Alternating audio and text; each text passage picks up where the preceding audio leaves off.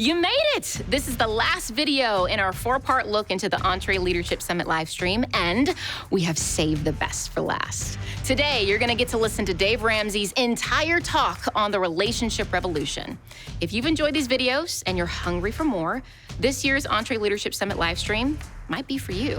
Not only will Dave Ramsey, Ken Coleman, and Dr. John Deloney be back with brand new content, but thought leaders including Malcolm Gladwell, Dr. Jordan Peterson, Maneet Chauhan, Willie Robertson, and so many more will also be taking the stage. So in other words, if you're a business leader, you do not want to miss the 2023 Summit livestream. So click the link below if you want to be challenged and inspired by the top minds in leadership this spring. All right, let's get to that video. When I was a little kid, I began my love affair with anything that I can drive. How many of you just love to get in behind the wheel of almost anything?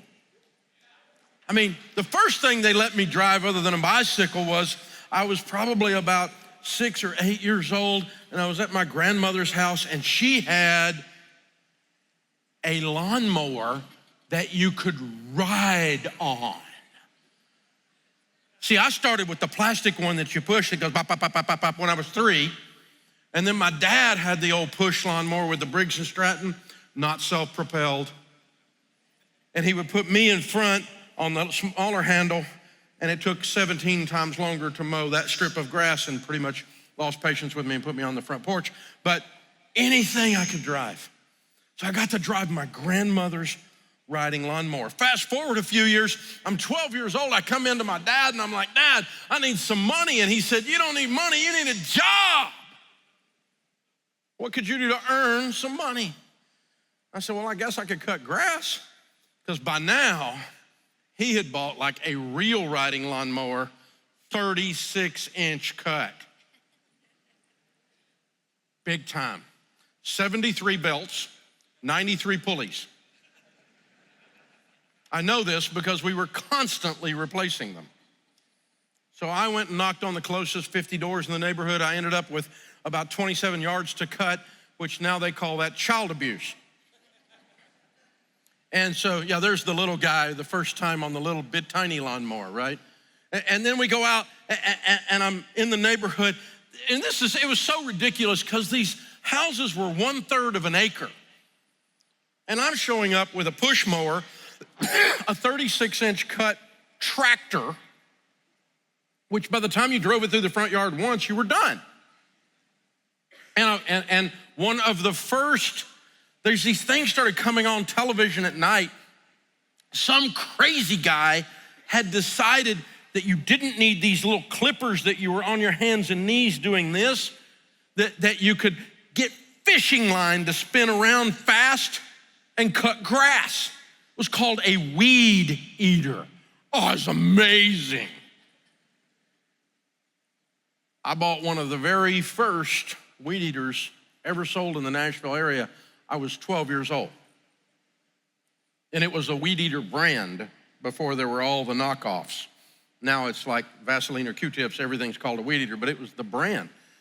And here's what I did. I had a 10-speed bicycle, and I got on my bicycle on Faulkner Drive. I rode up to the top of the hill at Wallace Road.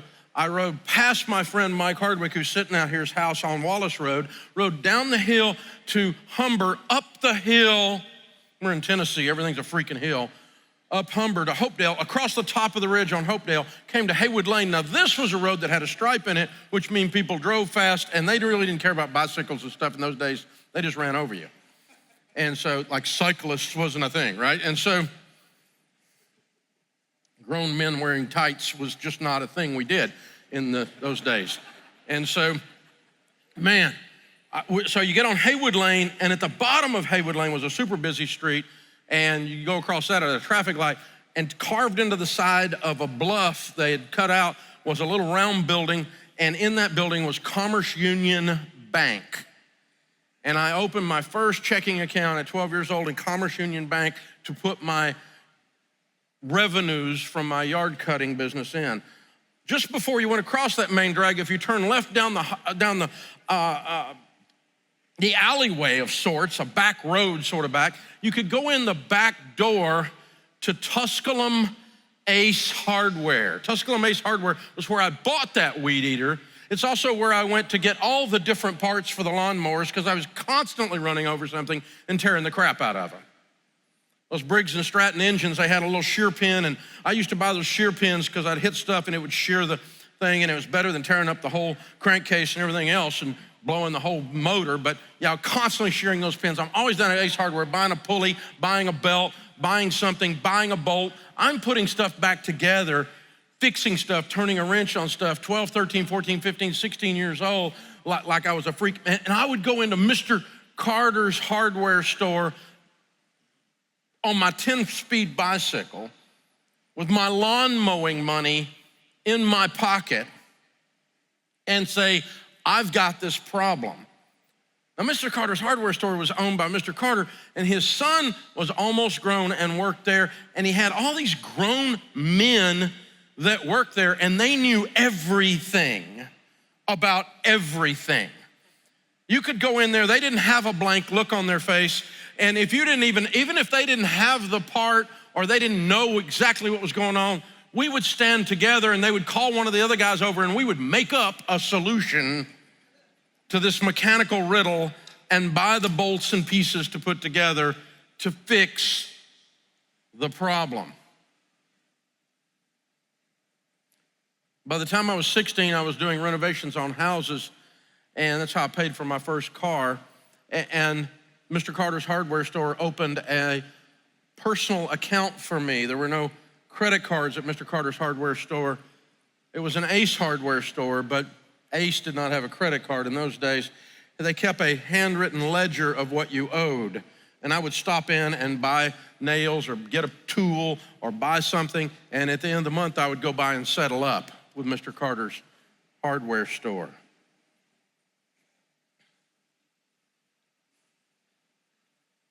I do not yearn for the old days, but I learn from the old days. I have a 2014 Corvette, which is one of the first of that body style to come off the line as soon as they made that new body style before the one that's currently out. I bought it, took factory delivery at the Bowling Green Museum. This thing, the brake system on this Corvette is unbelievable. It's 465 horsepower. I've driven it on a track to where I almost burnt the tires off of it. The thing will go. It is an unbelievable piece of machinery. I have a 1960 Corvette that's a mod redo, and they put a 350 in it with a Hurst shifter. The drivetrain is absolutely incredible. The suspension sucks. When I'm driving it over 70, it's doing this down the interstate. It looks like Marilyn Monroe should be sitting there. It looks like Clark Gable should be driving it. It is a beautiful antique vehicle, but mechanically, it is a piece of crap compared to the new engineering. I don't yearn for the old days, but I learn from the old days. Mr. Carter's hardware store is part of my DNA. The service level, the care for the customer, the level of relationship. Oh, there is something to be learned there. Now, of course, we order everything online. And I'm all about convenience, but guys, we've traded connection for convenience in our culture. And it's starting to cause a problem. We've traded relationships for speed. Speed, convenience, efficiency are good. My new Corvette is good. There's nothing wrong with those things. But when you trade them and you no longer have the relationships that I had at Mr. Carter's hardware store, we've lost something. And we've lost something important.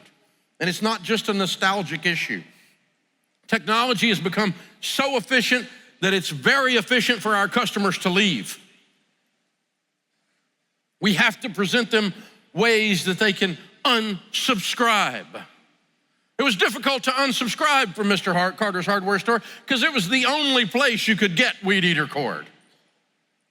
It was the only place you could get 3 or 4 grown men to gather around a teenage boy and solve a problem and teach him something about mechanics.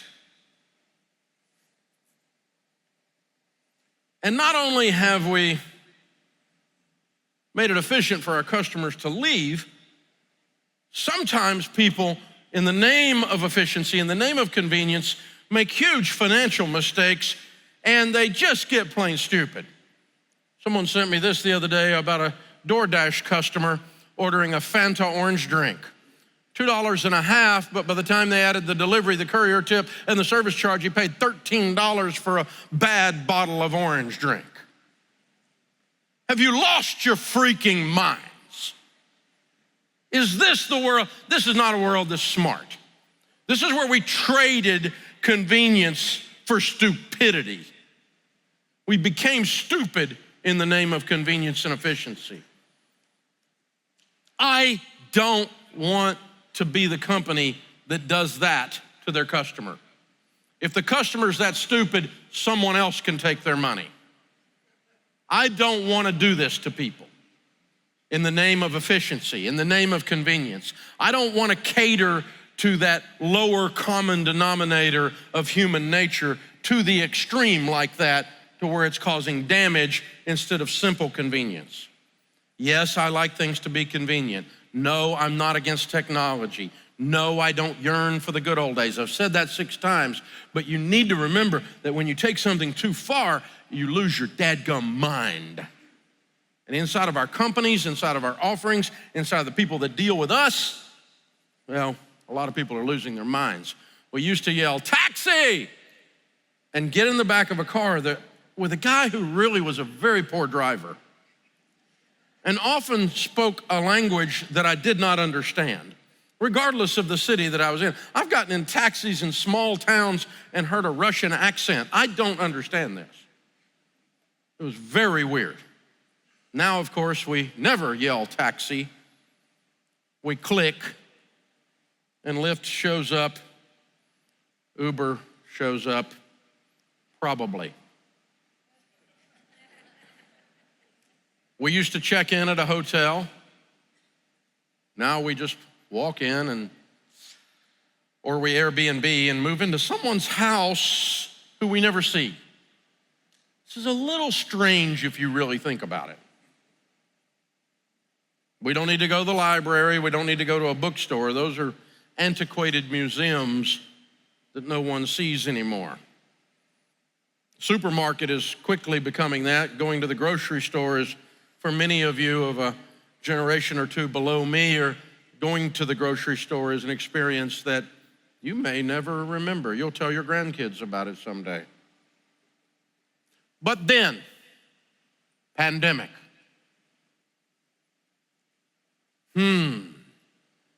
Go to your house. Don't see humans. Shelter in place. Have no connection with other human beings.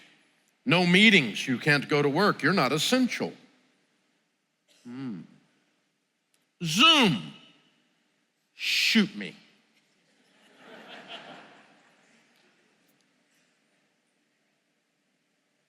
Unintended consequence of the pandemic is several negative things, obviously. Unintended consequence of not the pandemic, but the quarantine associated with the pandemic, the economic suppression that came along with the pandemic, the governmental overreach that came along with the pandemic, is that people suddenly realized that the Bible is the truth when it says it is not good that man be alone. It turns out that we all had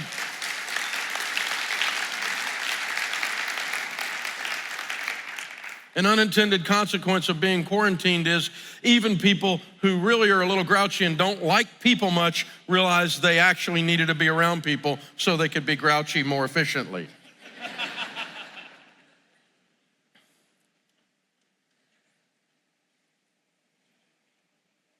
We realized that human connection is vital.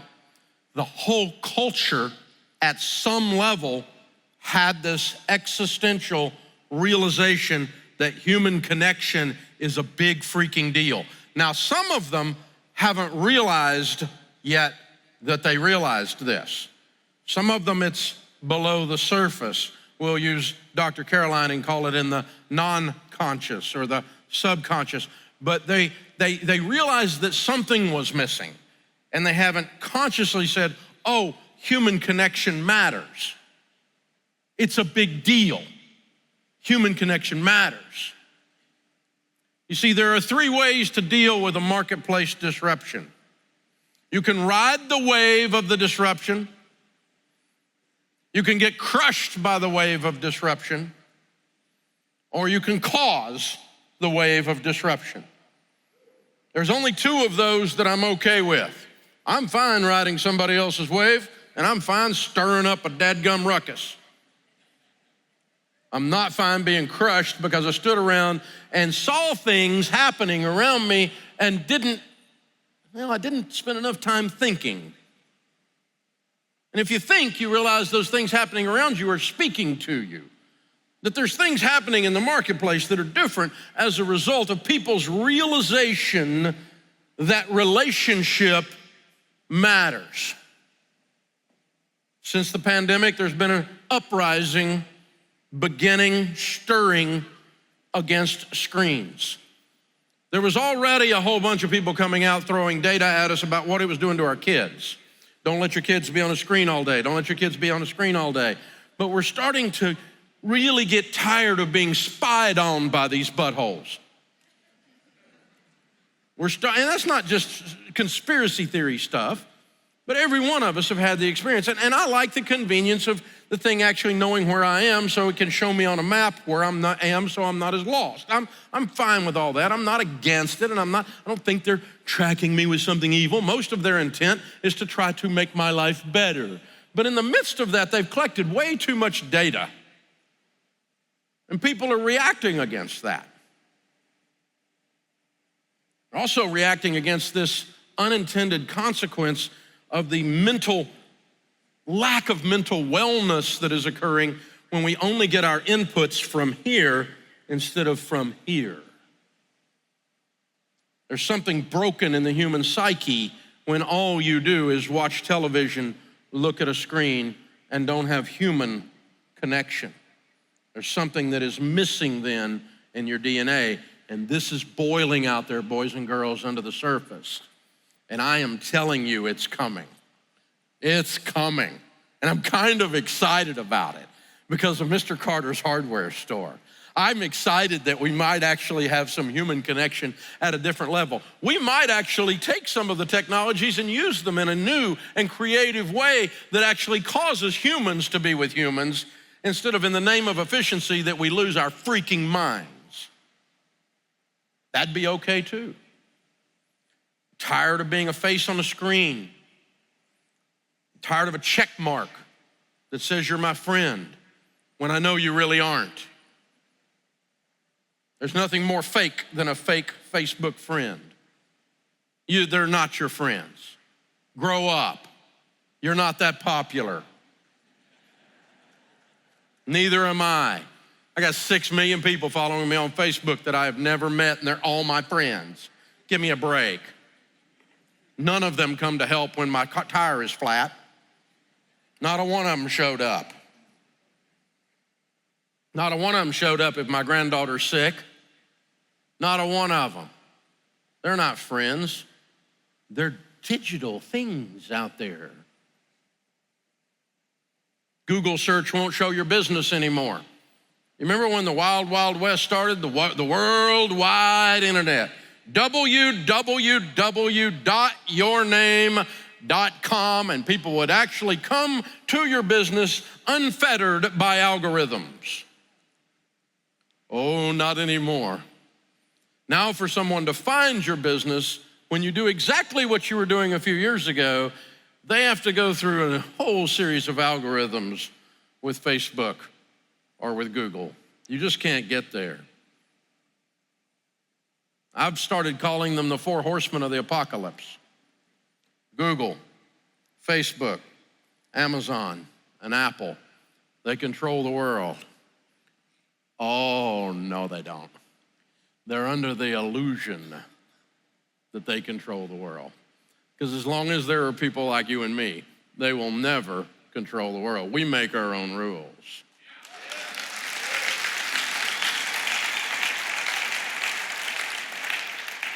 I'm not angry at those four horsemen, and I joke around about them being the four horsemen of the apocalypse, but because they control so much more than any whole series of countries. They're more powerful than NATO as a group, only they don't work together. They work against each other sometimes. And I'm not against them. We still use Google. We still spend money on AdWords. We still spend money on SEO and Facebook, going into white space, and we still sell our stuff on Amazon. You can buy any Dave Ramsey thing out there on Amazon. I'm not angry with them. I just don't want my life to be dependent on them, and I certainly don't want my freaking business to be dependent on them, because they've become so much about efficiency and collecting data on me and tracking and building a freaking metric, and I'm not a metric, I'm a human, and I want connection with my customers, and I want connection with my team. I don't want you guys manipulating me as a digit. I'm not a freaking digit, I'm a relationship, and you screwed up when you forgot that.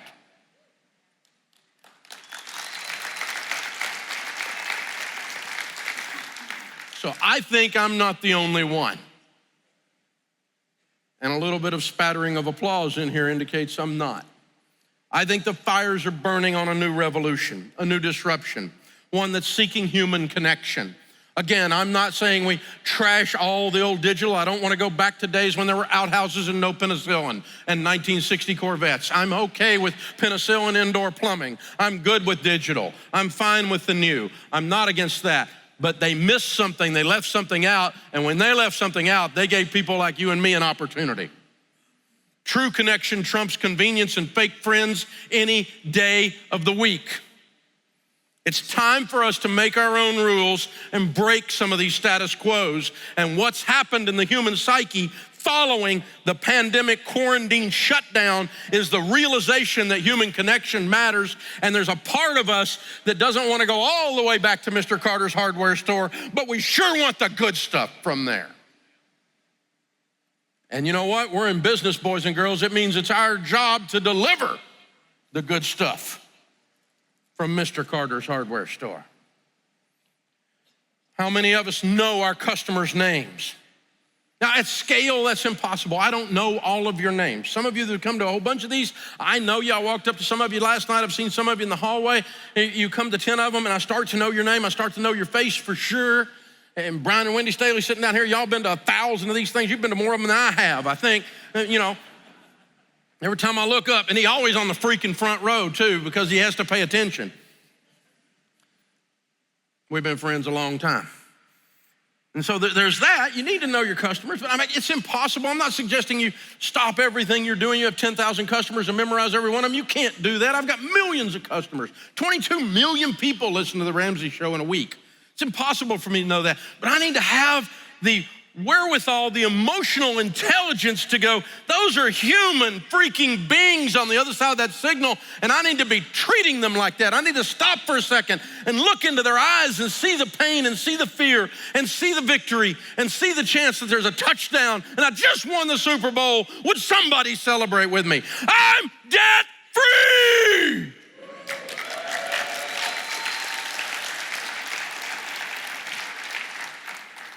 And I look down at our P&L and I realize how much I'm paying Google and how much I'm paying Facebook, and in many cases for them to send my customers that I already had back to me again through one of their freaking algorithms. Because I used to be, when I post something to my 6 million people on Facebook, all 6 million saw it. Now about 150,000 see it unless the algorithm likes it, and then maybe 3 million out of the 6 million will see it, because they decide whether they're gonna sell me, my customer, back again. I'm pretty freaking tired of that.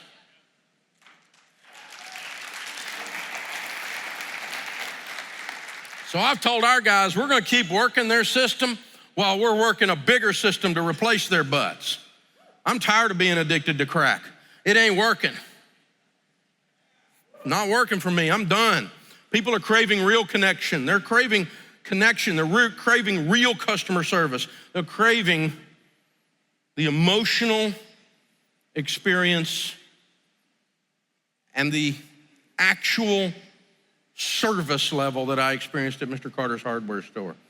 If you want to be lazy and depend on some of these digital things to supply you your entire business model, I predict that it's not long until they figure out a way to screw you.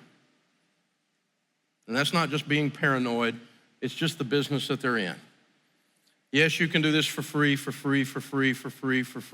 until you get too good at it, and then they're gonna charge us. And then we've set the whole thing up on someone else to where we can't succeed without them. Can you tell we've done that a little too much inside Ramsey to suit me?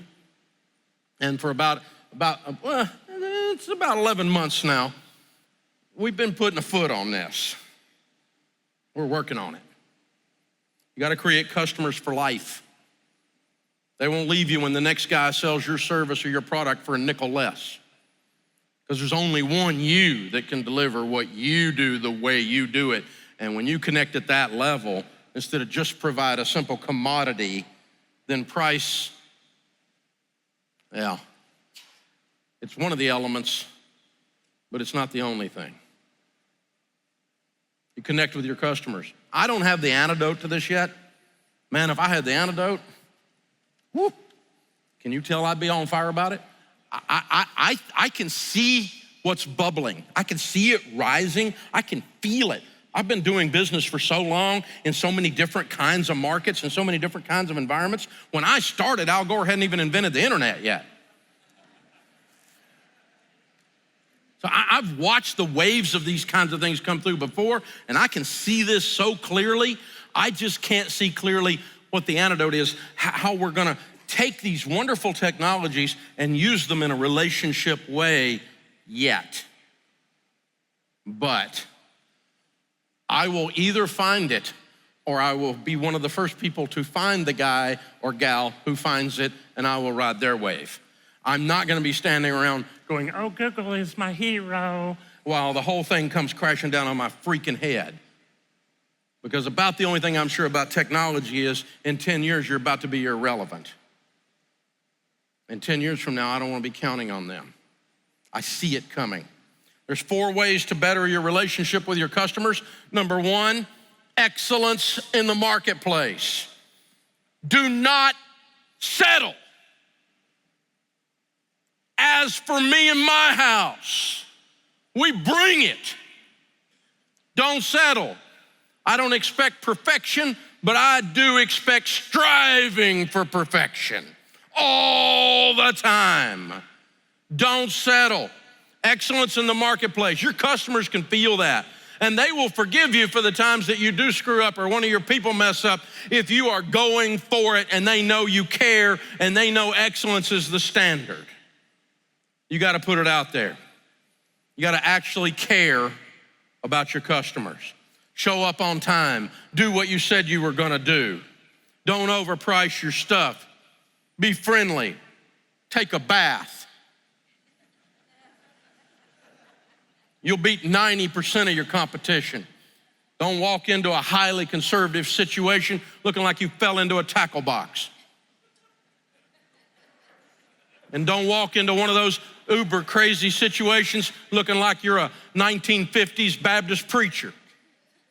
You ain't gonna fit in either case, boys and girls. Be aware of your surroundings. Be aware of who your customer is. Love them. You can spend all you want to spend on ads, but if your service guy shows up looking homeless, my wife isn't gonna let him in the door. Truck is clean. Blue paper booties. Even though I don't really care if you wear them, it's a sign of I care about what you think of our company. I don't think his shoes are dirty necessarily. It's kind of silly, actually, in a lot of cases. Those guys hadn't been in anywhere but carpeted and hardware homes all day long. They could probably walk into another carpeted or hardware home without a blue bootie. There's something about it, isn't there? Just a little thought went into it. Just a little process there. Stand behind your products. Care about your reputation. One of our guys, a couple years back, we shipped a Financial Peace University kit to a guy, and the UPS guy left it on the front porch, and when the guy got home from work, his Labrador Retriever had eaten it. And he sent us a picture and he says, my Labrador Retriever now has financial peace, but I don't. And he's laughing and he says, I need to order another kit, please. Well, our guys just got a kick out of this, so they overnighted him another kit free and 6 books so that his Labrador could continue his reading. Surprise and delight your customers. Blow their minds. Don't just deliver 98%. Figure out a way to go, and by the way, when you get to your table this morning, you're the very first people on the planet to receive the new quick read called the Momentum Theorem that went on sale about 2 weeks ago. You didn't pay for that. We just gave it to you because we like you and we really think this is a cool new product. It's going to work out okay for both of us. You're going to have a little more momentum after you read it. We're glad, we're happy, surprise and delight. Make good on mistakes, do the right thing. Number 3, make more money on fewer customers. Don't be a race to the bottom on price. I want to get 8 million more customers and make a little less on each customer. Nah, a little tough to treat them like people when you're doing that. They start being treated like units of revenue. Very difficult. Figure out a way to back your margins up, make them a little thicker. I'm gonna make a little more on each customer, but they are getting a white tablecloth experience. Thank you very much. If you connect deeply with your customers, they won't leave you for a nickel because they're your customers. So we're putting an event center in Nashville on top of a hill right there in our campuses, and we built 425,000 square foot of office space before that. So the event center will be about $250 million worth of construction since we moved onto that campus with a world-class commercial contractor. The guy that started the company passed away a couple of years ago after we'd already built one of the buildings. We had his funeral at the building. He and his wife are friends of mine. I've known them forever. But the company that he built is world class. Their level of service, their level of attention to detail, building these buildings is unbelievable. We got ready to break ground in the middle of all these supply chain disasters that we have out there, all this prices shooting through the roof in the construction arena. And the guys came and sat down with me and they said, hey, Dave, look, the steel's getting ready to double again. It's already gone up 25% and it's gonna double in the next few months. Everything we see, steel is getting ready to go crazy. This was about 9 or 10 months ago, I guess. Maybe a year ago even. And I said, okay, how do we fix that? And they said, you buy it now. And I went, buy it. And we ordered millions and millions of dollars worth of steel a year and a half or a year early on their word. And you know what it saved me? Millions and millions of dollars. It saved me. We did the same thing on the audio-visual equipment that we're putting in there because chips, yeah. We did the same thing. We're warehousing construction equipment and components of this thing months and months and months and months in advance, prepaying for it because we have the money, all because the guy said my customer is important. And Dave, I know Dave, he ain't gonna be okay with prices not meeting budget. It's gonna be a problem. He has a different level of pissed off about budgets. I know Dave. He's not gonna be mad at us, but he's gonna be highly unhappy with the situation. So we love Dave, we love our customer, we love Ramsey. Let's sit down and figure out a way to help him solve his problem. Good news is I had the money, so we just bought all the junk in advance, and it's just a whole field. I got the roofing materials, got an entire parking lot full right now because we bought it 6 months early. Again, to beat price increases and supply chain issues. You think there's another contractor gonna get my business ever while I'm breathing? Never. Those guys have loved us well. And performed with excellence while they were loving us. That's about as good as it gets. Did you notice I haven't been discussing their margin? I don't care what their margin is at this point. They paid for themselves 16 times over on the steel order being early alone. They're now free. Follow me? Go ahead and get your margin back and love your people well. Love your customer well. Get their email, track their metrics, figure out a way to get to them that's not through Google or Facebook or Amazon or Apple. Figure out a way that you can get to them without some other company deciding whether you can get to your people or not. It could be just database management. If you don't have a data scientist and you're a company of size, you need to start talking about having a data scientist. That's probably more important than having a CFO if you've got 100 people these days, because you need to collect your data on your people and then use that data to love them well directly without going through one of the four horsemen to get to your own people again, because they're gonna charge you. They already are. Build a customer database that focuses on relationships, not just on financial metrics and not on fake metrics. You know, fake measurements, they're dangerous. When I got in the radio business, it didn't take me long to figure out that the Nielsen ratings are a statistical freaking joke. If you know stats and statistics, I've had a lot of statistical classes because I'm a math nerd, and you actually understand how the gathering of information should indicate. Radio ratings in the old days were a guy carrying around a notebook, and in a city the size of Orlando, there would be 17 of them carrying around a notebook, and her job was to write down what they listened to. Now, the dude that's handing out the notebooks, if he happens to hand them out to a bunch of rednecks, suddenly country music radio is the number one thing out there. If she hands them out in another situation, you might have talk radio is the number one thing out there, or hip hop is the number one thing out there. But it would depend on where those books landed, and 17 people determined all the radio revenues for a city the size of Orlando. It was a joke. Then they went later, they called these people meters, and they put like a beeper looking thing on their hip that would listen to the radio for you, but it was still such a small sample size that it was statistically inaccurate. And again, the broken part of it was who they handed the beeper to. So I had a station we were on, WKY in Oklahoma City. Our ratings book said that our listenership was 650 people. That week, we put 2,600 people in a live event auditorium. I don't know where the rest of them found out about it, because apparently I had no listeners in Oklahoma City. Bull crap. Of course I had listeners in Oklahoma City, but the metric that I was using and depending on to indicate my success was completely inaccurate, because it was being provided by an incompetent organization called Nielsen. If you're in here from Nielsen, you heard it now.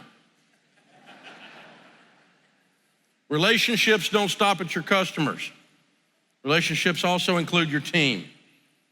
Turnover, as Ken Coleman talked about yesterday, is at an all-time high in America. Keeping your people is all about relationships. Great teams eat together. Spend some money on food. You got guys working on job site, girls working on job site. Run a food truck up there every so often. Lunch is on me. Everybody gather around. Stand around, tell stories. Stand around, talk about babies and kids and who's sick and what your wife does, husband does for a living, and how things are going over at their job, and then go back to work. Something happens in relationships when people eat together. It's weird, but there's a connectivity when they break bread together. We host all kinds of team lunches at our place. The amount of money I spend on food in the name of increasing relationships and trust and productivity is unbelievable, and there's an ROI on it. We have happy hours and bingo nights and team picnics, and as mentioned yesterday, we have this massive Battle of the Bands thing. Like 4,000 people come to our outside atrium thing out there, and we have this huge stage set up. We spend an amazing amount of money for these people who have a real job to play instruments and perform for their friends. But it's legendary around our organization, inside the culture. My friends that don't work there want to come to our Battle of the Bands. Of course, our musicians are world class because we're in Nashville. And how do you get the next country music star's attention? Waiter, you know.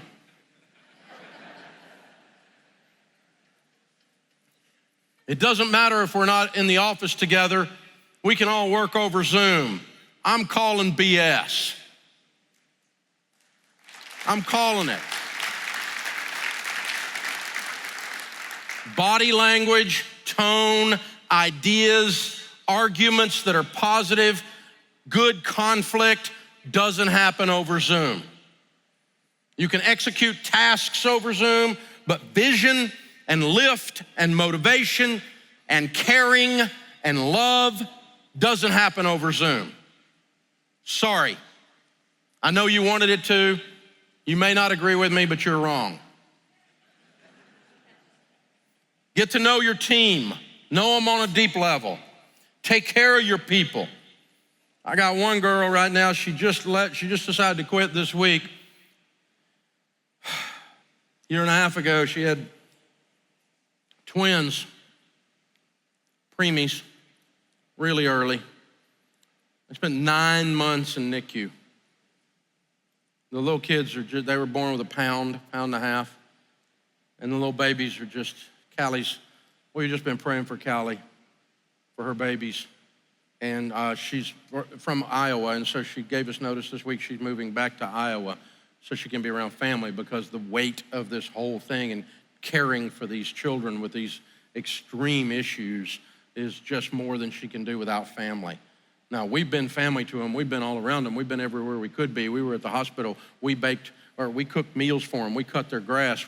Our team came around her and her husband. We've loved them well, but man, you got to know what's going on inside your organization. You got to know, and you got to care, and you got to show up. It's not enough to just know people at work. It's your job to know them and to know their families. Now, I've got 1,200 folks, and I don't know every detail about every one of my folks, but the ones that are right in my circle, I know everything about them. And each of my leaders, the ones that are in their circle, they know everything about them. And we're nosy because we love you. We want you to win at home. We want you to win at work. We want you to have a great life. If you leave Ramsey, we want you to tell people for the rest of your life it was the best place you ever worked. Because by God, it was. And we work really hard at that. And it hurts our feelings when someone says otherwise. Know their birthdays, know their anniversaries, send flowers. Show up at a funeral for a grandmother that raised a boy. He didn't know his mom and daddy. His grandma raised him, and she passed away, and he is all torn up, and it's 2 hours away. Somebody needs to be at that funeral. Maybe not you, maybe his supervisor, maybe 2 of his coworkers jump in the truck with him, and you give them a half day off, and they leave early in the morning, they drive down, they hit the visitation, they give him a hug, and his eyes wide open. What do you mean you're here? It's 2 hours from home. Yeah, we love you. You do that, word will get out on your company, inside the building and outside the building.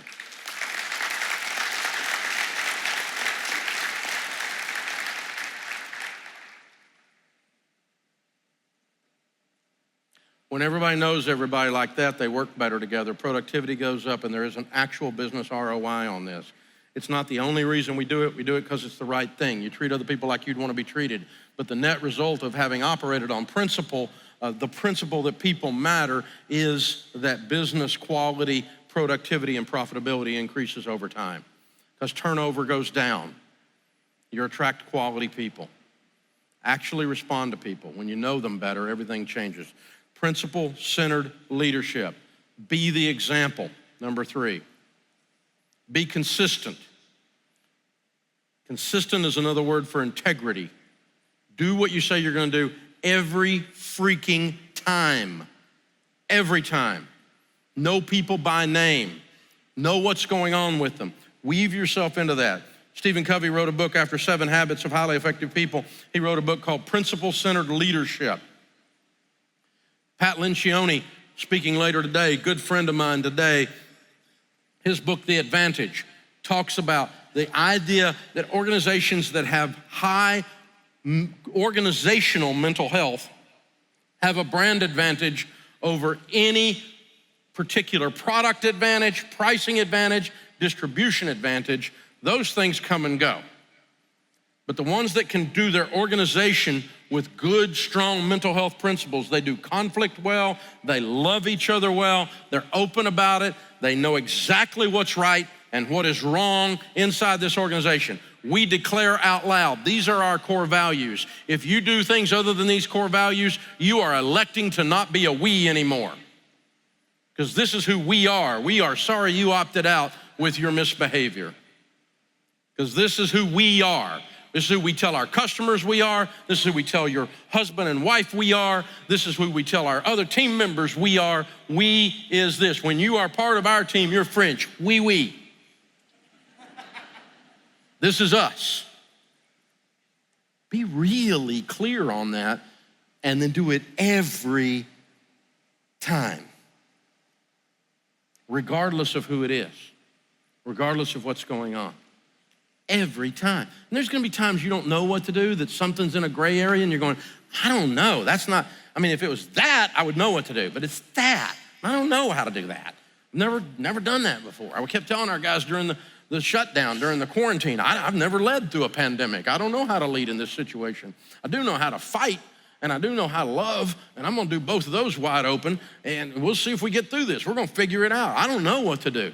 And if you're looking at me like I'm Santa Claus, like I got all the answers, or I'm Jesus and I know everything, his job is taken. He's the Messiah. I don't know. I don't know what we're doing, but you're gonna catch me doing stuff around love and service and care and integrity and consistency, and we're not gonna be different than we were because there's a pandemic or because somebody in the newspaper says Dave Ramsey's trying to kill his employees. Dumb butts that work for the newspaper need a real job. Seriously. So we're gonna do this, we're gonna do it the right way, we're gonna care, we're gonna walk through this, and if you don't wanna align with that, I understand. You are opting. I'm sorry you decided to not be a we. You decided when you decided to engage in this behavior. Because we at Ramsey don't do that. It's that simple. That's an act of love. This level of integrity, this thing that's predictable. So, we serve millions and millions of people at Ramsey, and I hadn't figured out how we're gonna do it yet, but we're gonna be part of the cause, or at a minimum, riding the wave of a relationship revolution that I am 100% sure is coming. I can feel it, I can see the signs, I see the smoke, I see the fire, it's happening.